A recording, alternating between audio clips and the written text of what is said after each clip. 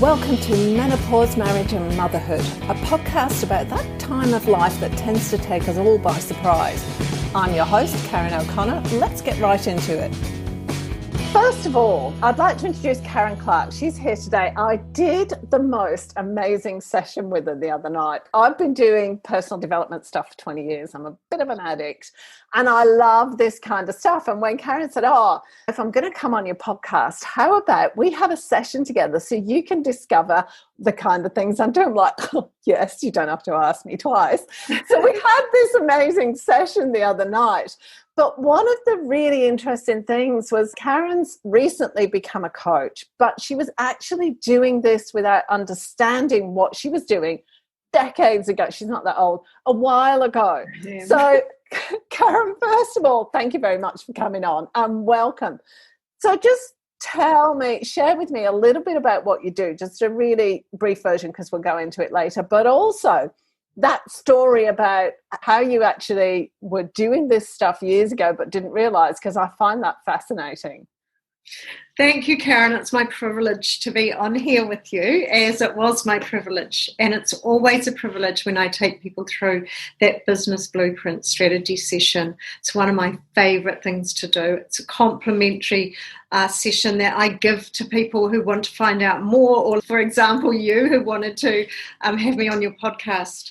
And, you know, we both end up feeling up here because we work with the energy, and it's all about energy. It really is. We operate at an energetic vibration all the time with our thoughts and our words. It's proven science. This is metaphysics and quantum physics. So what happened, I'll tell you how this happened. And I realized when I became a coach in 2015, I became a certified coach, that I was using a lot of the principles, and tools and techniques, not all of them by any stretch of the imagination.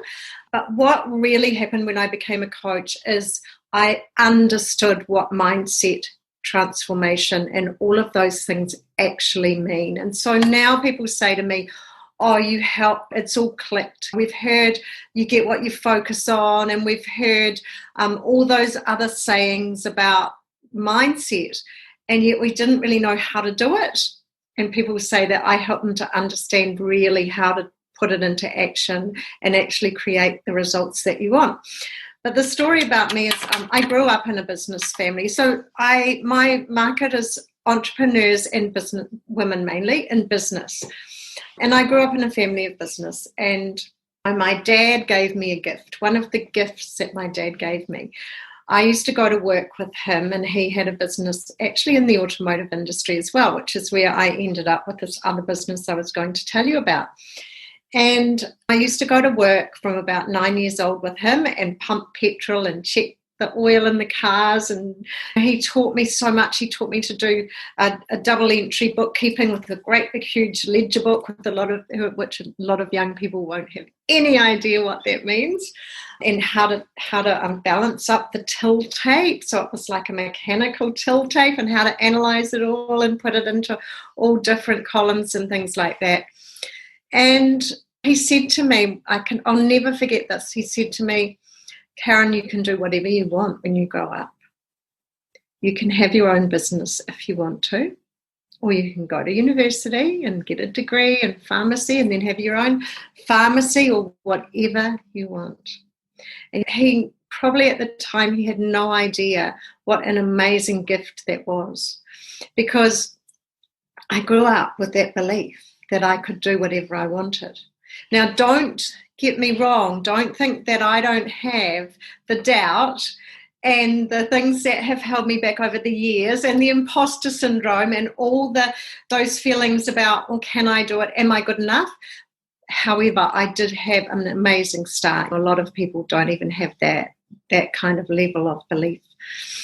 And so in 1985, I was married to my husband, and we decided that we wanted to have our own business. My husband was an incredible automotive technician, very, very talented with English sports and executive cars, Jaguar, Daimler, MG, Rover, Triumph, all of those cars. And we decided we would start up a boutique workshop renovating English sports and executive cars. And so that's how it started, is that I visualized what this boutique clinic was going to look like.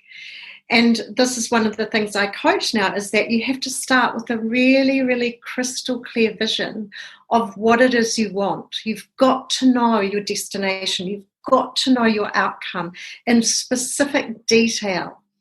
And so that's what we do, is we think in pictures. So I created this vision of this amazing workshop. And what we did was we found these premises this was in New Zealand, in Auckland, in Newmarket, which is a high socioeconomic area, next on the border of some of the most wealthy areas, residential areas in Auckland. And we found it, and it was just an old industrial building. What we did was we painted all the walls white, and we painted the floor this high gloss grey paving paint stuff. And then I went out there and I got beautiful framed prints of the famous framed prints of Marilyn Monroe, because similar era to when all those cars were produced, the E-Type Jaguar, the Mark 1 and 2 Daimler and Jaguars, and all of those classic cars. And I put them on the wall, framed prints, Bugattis, all sorts of lovely framed prints, which was really unusual for a car workshop. You know, in those days, a car workshop was a smelly, dirty place, and people didn't want to go there.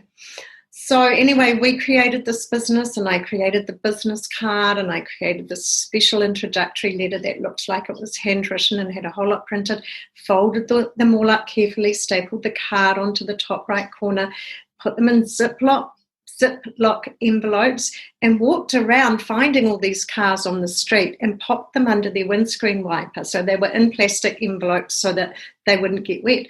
And for years, we would find those still in people's glove box. They had this letter and they kept it.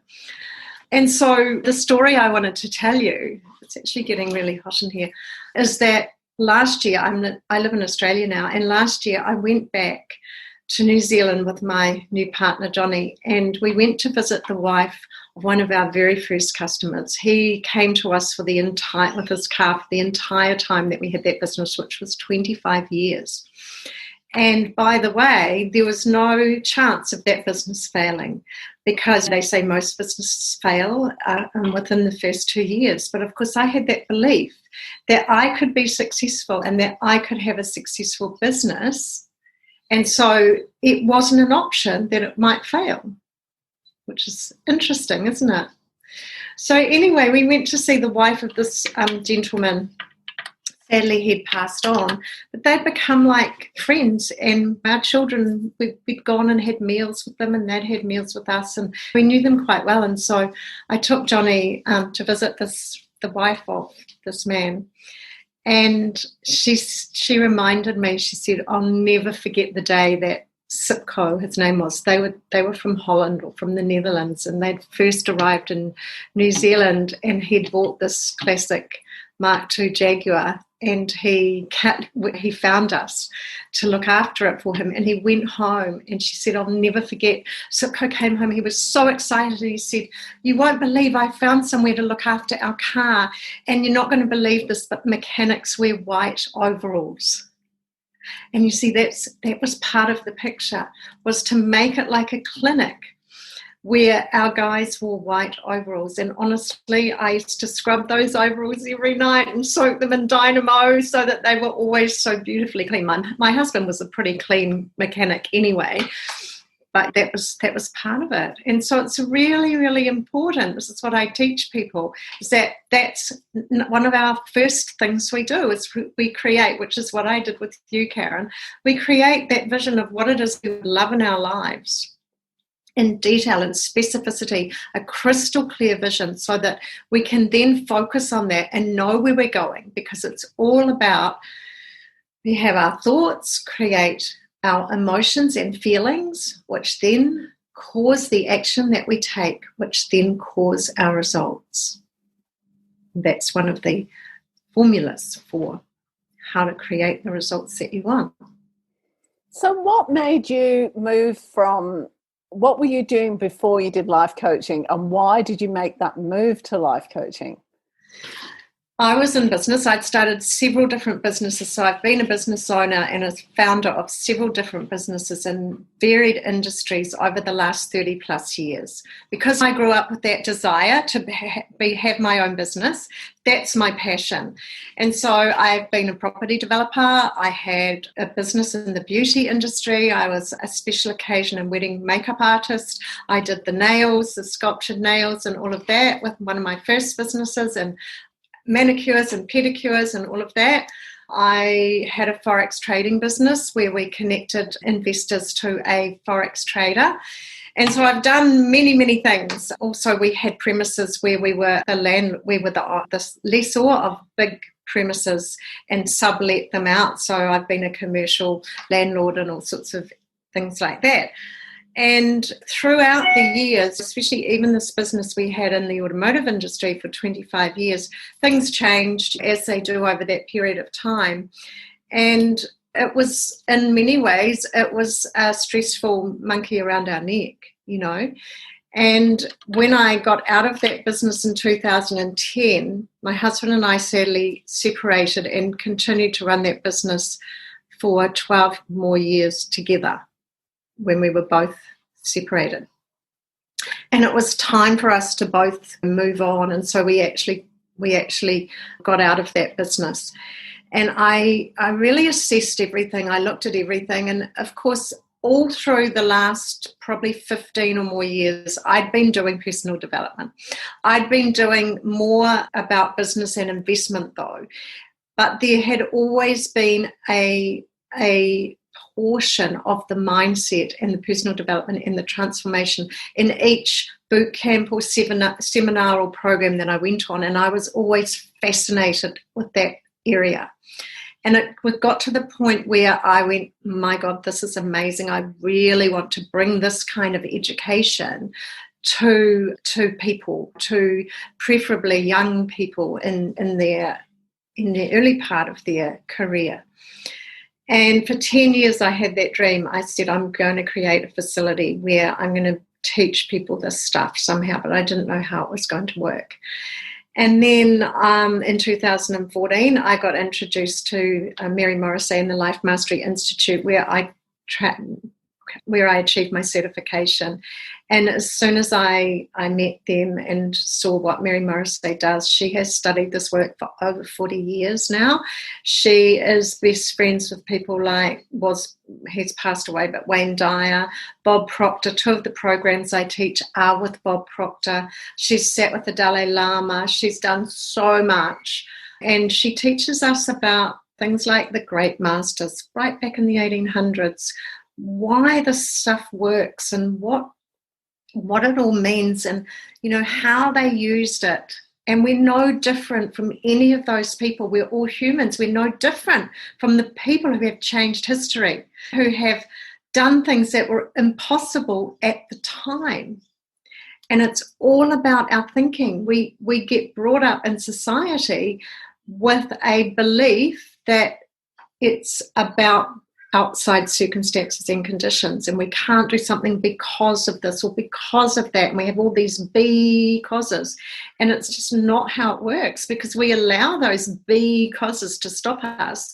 But when we understand that it all comes from in here, then it's a whole different ballgame.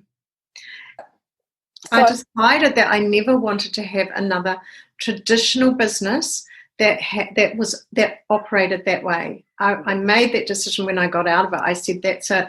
There's a different way of doing things.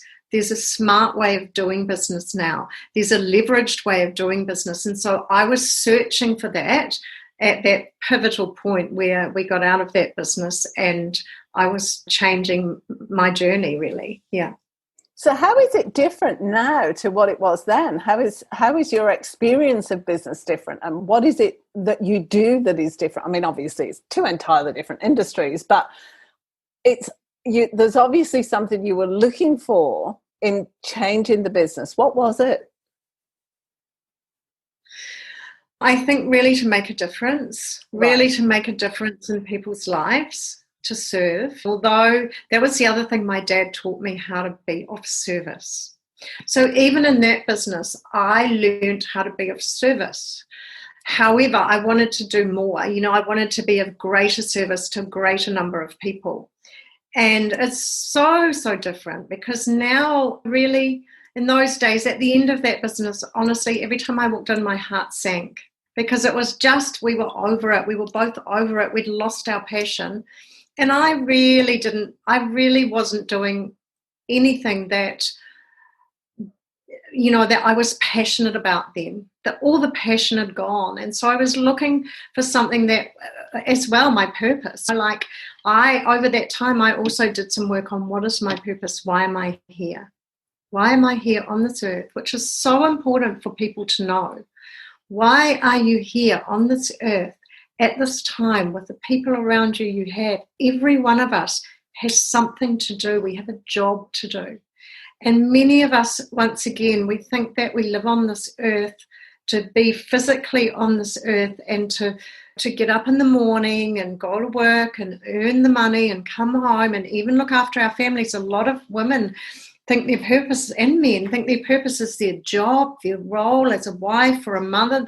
The men think it's their job as a CEO or a director, and that's not who we are, and it's not our purpose.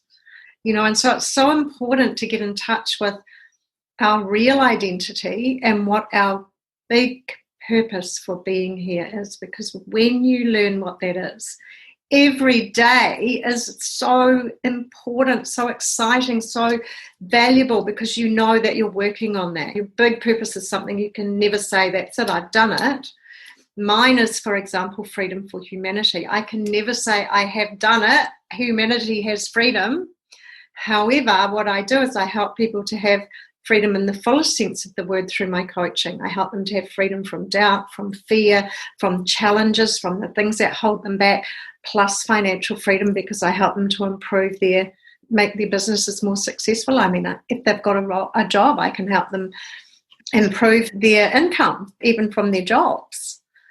People don't realise it's all about how we think. I think what you hit on there, in that for me, I found myself 4 years ago, I'd given up doing everything that I enjoyed doing around the business and what have you, because I had 4 kids. There's a lot of effort there. And so I put myself in this role that I'm very good at it, but I don't particularly, it doesn't, what can I say? It's challenging and everything else, but a lot of parenting is just repetitive, running the kids around, tidying up, doing whatever. It's not necessarily fulfilling or challenging. It is in the long term. It's not in the immediate now. And I found myself, because I'd forced myself into that role for so long, when that role was coming to an end, I was just like, I seriously have no idea what I want, what my purpose is, what I'm supposed to do with my life, even what I enjoy doing. And I certainly haven't got the freedom to allow myself to do that, because I'd forced myself for so long to do this other job. And don't get me wrong, I'm glad that I did. And I don't regret it one iota. And it was necessary, and I got heaps out of it and all the rest of it. But it wasn't my sole purpose in life. And that was what I realized for so long. It's, what is your purpose? I'm a mother. My purpose is to raise 4 children who are going to make a difference in the world. Yeah. And that comes to an end, and you're like, okay, now what? I don't know. And this is where so many women, where your podcast is directed at, this is where so many women find themselves. And now even men, if they've lost their job, been made redundant, or their business has gone under, then we're seeing both men and women in this situation where they think they've lost who they are.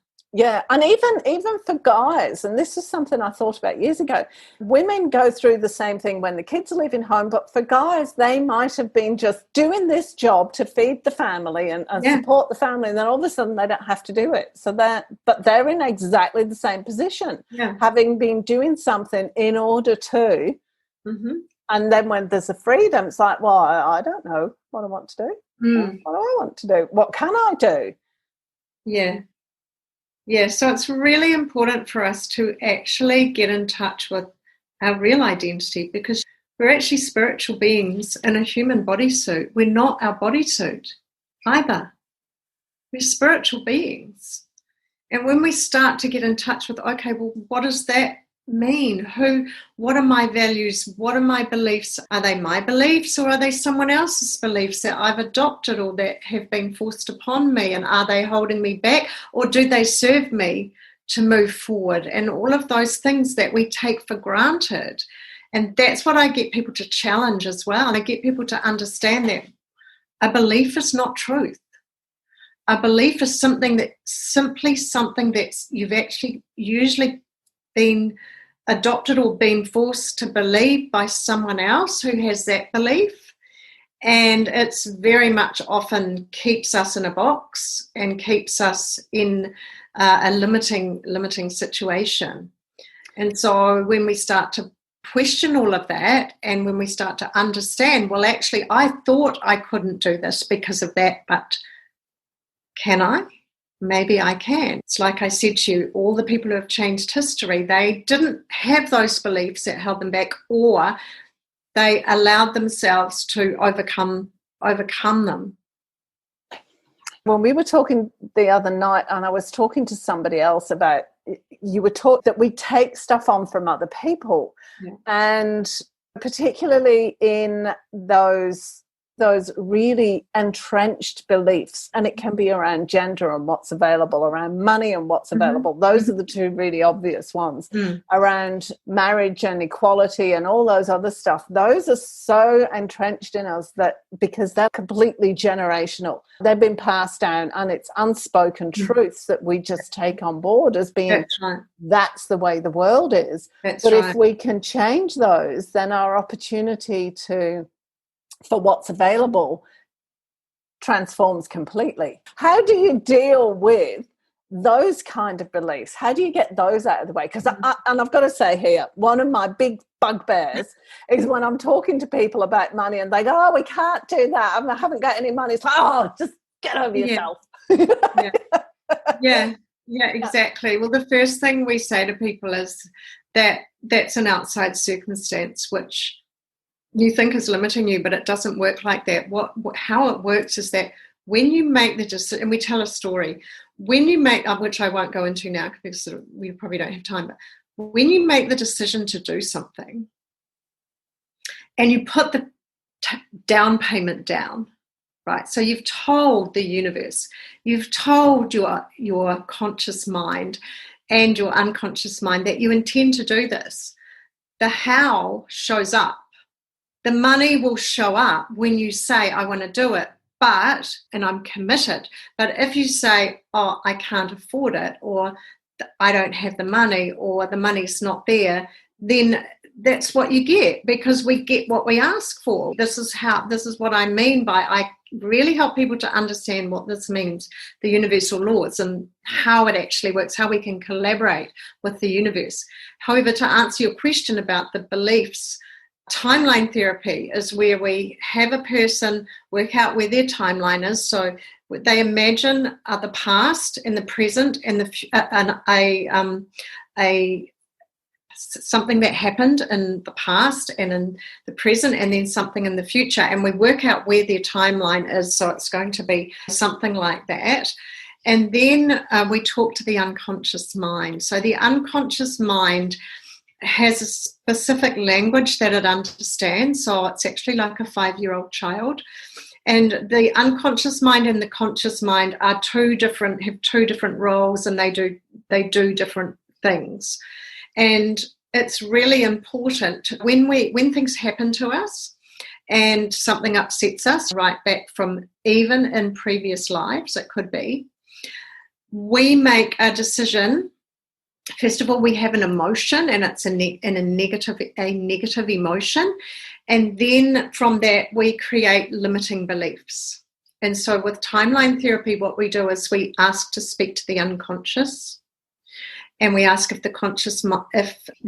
it's okay for the person then to communicate to the conscious mind what we discover.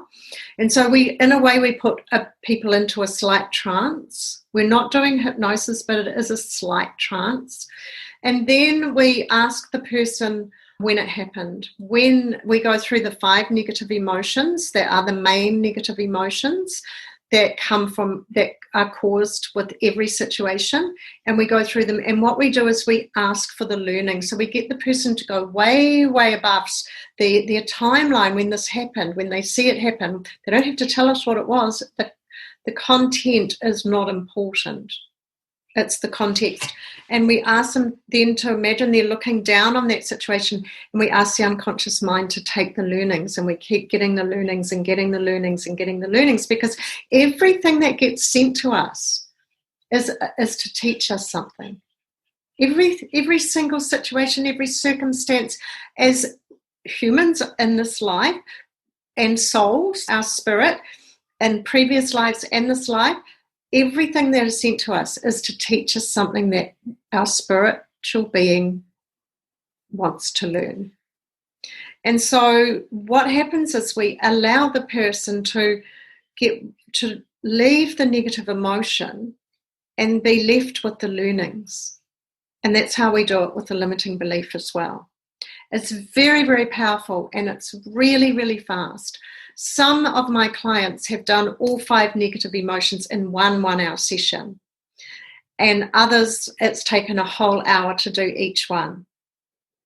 So can you give me an example of some of the, obviously I don't want you to name anyone or give me details, but just give me a story of something, an example of something that's happened in those kind of things. What do you mean? Because I get it intellectually, but I want to get it on a deeper level. So, yes, certainly. There's an event in someone's life. So it might be from Landmark, because you did Landmark too, didn't you? It could even be as simple as a look by a mother. So, for example, I'll give you an example about me. When I was a little girl, I can't remember exactly how old I was, but I was probably around 5, and I learnt ballet, and we had a recital. And I was Jack jump over the what is it? Jack jump over the I can't remember. Yeah, I know what you mean. I had this little dance, and I came on stage, and I did the whole thing to the back of the stage. I faced the wrong way because I haven't got a very good sense of direction. And I did my whole little recital to the back of the stage. And then they were trying to tell me my mum was sitting there trying to tell me to turn round, you're facing the wrong way. And then at the end of it, she told me when I ran off and finished it, and she said, you did the whole thing to the back of the stage. And for me, that meant that I made that mean something. I made that mean that I wasn't good enough, and that I couldn't learn this thing properly to do it the right way. And so I had that negative emotion that I carried all the way. And I felt so bad because I'd done it to the back of the stage, that I took that negative emotion all the way through my life until I had a timeline therapy session with, my training, with one of my other colleagues training. And then they asked me to, and they don't know about this, but they just say, when is a time that you decided that you weren't good enough, right? Or that you weren't capable of learning something. And so then my unconscious brings it up, and then they ask me, because the person we're working with, we don't want them to feel the emotion because they're in it, they can't get away from it. So then they bring you above. And sometimes we have to walk people around a room and get them to look up like this because they can't dissociate from the negative emotion. But on many occasions I've done it on Zoom, and the people have been able to, which has been fantastic. And so right above it, and so they don't feel the emotion anymore, they're looking down on it. And then we ask the unconscious mind, what was the learning? And people come up with things like, I am lovable, I am good enough, or I am good, I'm great, I can do anything. Those are the learnings. Even though we got sent there, that's a learning. And so then when we finished with it, people feel quite different. When they think about that situation, that feeling doesn't come up, because what happens is when we create a negative emotion attached to an event, then other things trigger that same emotion. And it might be something that's not even nearly as bad, but it can trigger that same emotion and cause the same feelings and the same kind of reaction. There was one story I was told when we were learning this about a woman who got bitten by a black dog, right? And she was terrified after that. She got such a fright by this black dog. And then one day she was at the movies with this new boyfriend, and he had a black jacket with a black furry collar on it. And they were in the car watching those, outdoor movies. And he moved forward to give her a kiss. And she just freaked out because it triggered that same emotion when the dog bit her. And so she just totally overreacted to this poor guy who had leaned forward to give her a kiss or put his arm around her, you see? And neither of them really knew what was going on. And that's how much it can affect us. And so what we do is we help people to clear that away. And then we do the 5 negative emotions, which are anger and sadness. What are the others? Anger, sadness. Now I've gone blank. Anger, sadness. Guilt, shame. Guilt, yeah. Guilt, shame, and whatever the other one is. And so we clear them, but it's always to do with one particular area that we're working with.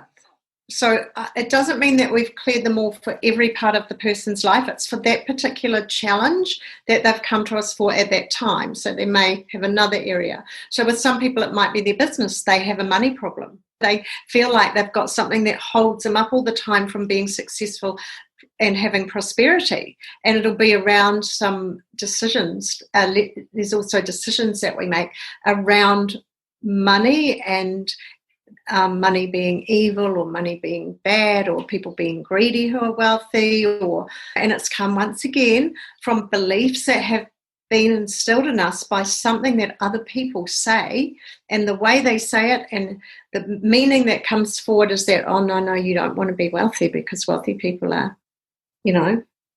That's one of mine for sure. So how do you break that? Because that kind of there's no one event in my life where I remember something like that, but it's kind of ingrained, and that's the generational thing, is it? That's a generational belief, yeah. Or what would you call that? It can be something. So if you, for example, had parents or grandparents who had those beliefs, then you definitely will have grown up with just taking them on. And so how we change it is actually, you might not realize, but when we talk to the unconscious and we drill down, just like I did with you for your blueprint strategy session, we drill down in a way where we talk to the unconscious, you discover it. We say to you things like, when did you make this decision about, what was the event in your life? And you might say, I don't know. And then I say, well, if you were to know, when would it be? And it's amazing how some of that, we follow scripts. I still read it. So don't know it off by heart. I don't have to, because we follow scripts and the wording is very, very important.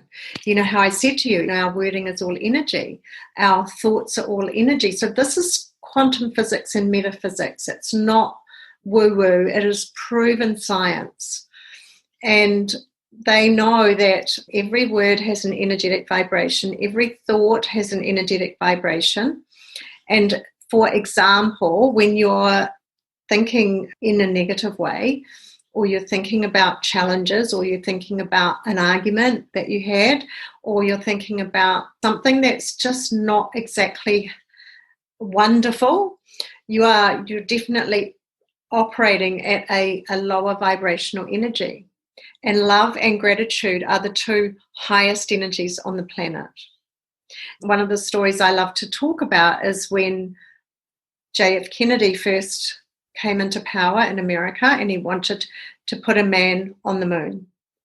And so he went to the head scientist at NASA.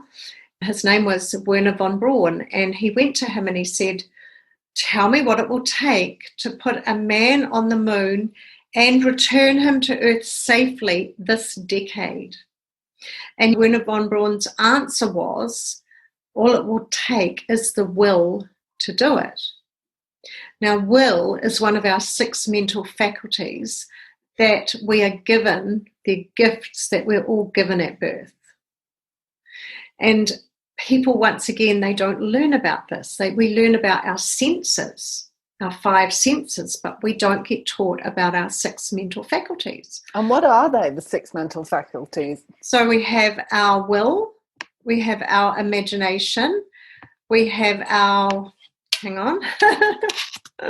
Sorry, I've dropped you right in it here. And I know these are off by heart, but when you ask me like this, so we have our reason, our memory, our will, our intuition, our imagination, our perception. 1, 2, 3, 4, 5, 6. 6. Yeah, those are the 6. And you'd see there's many things people don't know about it. For example, you not only have a past memory, but you have a future memory.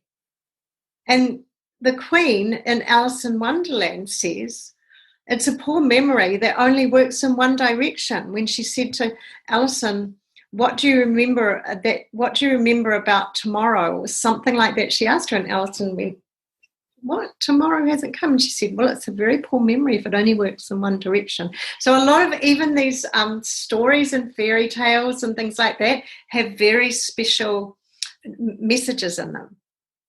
So you can create your vision, and then you have a memory for your future, what it is you want for your future, and you can memorize that feeling and that emotion and that energetic vibration, right?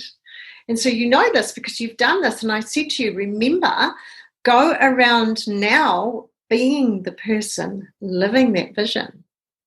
So you're memorizing the future.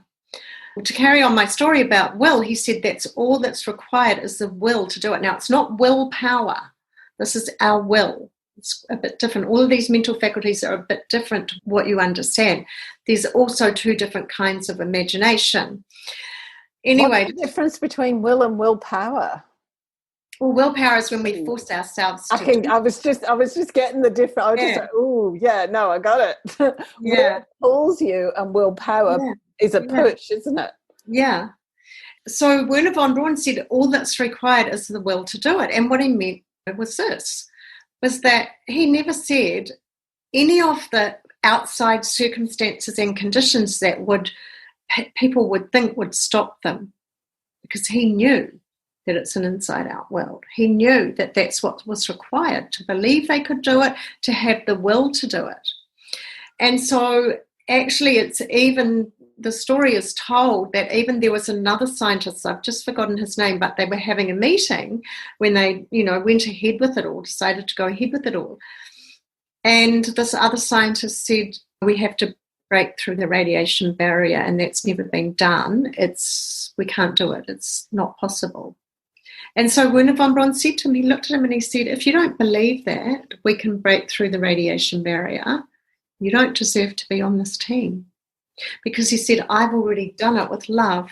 And he believed that love is the highest vibration on the planet, and anything can be achieved with that. And it's told that he had the word love in every language in the planet all around his office. And of course, that he did it. And so this is what I love about this teaching that I do, is that we have so many stories about all of the people who have changed history and done things that were impossible at the time. And we're no different. None of us are any different to those people, except that perhaps we've been a bit more conditioned by the beliefs in what we call paradigms, where we think it's like we have an operating system, like the computer. Our mind is an operating system, and it runs on programs. And our operating system has programs that are very limited. That's what has our beliefs in it. And we're taught to think that these things are how it is. We're taught that these programs, that's how we operate. And what we want to do is we want to actually change our operating system and reprogram everything, because it's not what we grew up believing is not how it is. And I have this happen so many times with people when I take them through programs and teach them to look at a different perspective, to understand what really causes our results and to work through things, and not only with timeline therapy and NLP to get rid of the negative emotions and limiting beliefs and limiting decisions, also the programs that I teach do the same thing or do very similar, and really to get people to create a new operating system by which they work. Wow. So I think we're just about finished now. You work with business people in particular. If somebody is just in a bad place right now, or they just want to know what the next step forward is, what would you suggest that they do? What would be the thing to do? So I think really to focus on where they want to be. When you're in a bad place, what's happening is you're thinking about all of what you don't want. And the more we think about, see, the universe thinks that we place our attention, where we place our attention is our intention. So if we're in a bad place, we're thinking about what we don't want, how bad things are, and that's what we get more of. That's saying you get what you focus on. That's what it means, is that whatever you're thinking about, the universe thinks that's what you want. And so the first thing to do is to focus on something different. Focus on where you want to end up. Focus on where you want to go. And so if you can possibly, people can have a strategy session with me. If anyone's in a really bad way, I have a program called Standing Firm While Your World is Shaking. And I didn't use that until COVID hit. It was in my toolbox. I was taught to teach it, but I'd never taught it. And it's about taking people from a dark place. So it's for people who are in a dark place through as on the hero's journey to the new beginning. Because we all go through that. If you haven't been through it, you'll be a very unusual person. Most of us have been through it at least once, if not several times in our lives. And what it does is it builds us. At the time, it seems like it's terrible, but when we can change our perspective again and go, this is happening and I'm going to actually get some really good learnings from this, and there's going to be a new beginning at the end of it. It helps us to get through it, and it helps us to get the lessons and the learnings and, what it is what is a gift, because everything has a gift. Every single situation we're given has a gift, even if it's simply a lesson. Thank you so much, Karen. I really appreciate everything that you've said today. It was wonderful. And the session that I had on Monday, for everybody listening, I'd recommend that you go and do a session with Karen, because it was really powerful and really amazing. And all the links to connect with Karen, they'll all be on the webpage that goes with the podcast or the video, so you can connect to her through there. But thank you so much. You're welcome. I really appreciate it. We could carry on for another 2 hours, I reckon. There's so much to talk about here. As you were talking, I'm going, no, I don't want to ask her about that. I can't. I'm looking at the tiger. No. I know. Maybe we can come back for another session and, Lovely. I don't know, sometime later. That would be lovely, for sure. Yeah. So thank you so much. You're welcome. There is a link, and instead of offering the link for the strategy session, I offered the link for my tip sheet to have a wonderful life, which I put together with a number of my colleagues, business coaches and results coaches around the world. We put it together. But on that, you can actually get to book a strategy session. So if you go through the link, get the tip sheet, answer some questions, and then go through, you'll get to book a strategy session with me as well. That's I'm a really great happy idea. for anyone who's brave enough to reach out to me or reach out to Karen, because often it takes the willingness to be uncomfortable and sometimes even just reaching out to someone like me is a little bit uncomfortable. So I really mean it, that if you're brave enough to reach out to me and ask me for a strategy session, that strategy session I gave Karen and she talked about, I would be delighted and privileged to do it. Thank you. Thanks for joining us this week on Menopause, Marriage and Motherhood. Make sure you visit our website, middleagedwomenstuff.com, where you can subscribe to the show in any of the players or via RSS, so you'll never miss a thing. If you liked this show, you might want to check out the webpage, which gives you lots more information about both our host and our guest, along with heaps of other resources. Be sure to tune in every Tuesday and Friday for the next episode. And that's all for this episode. We can't wait to see you next time.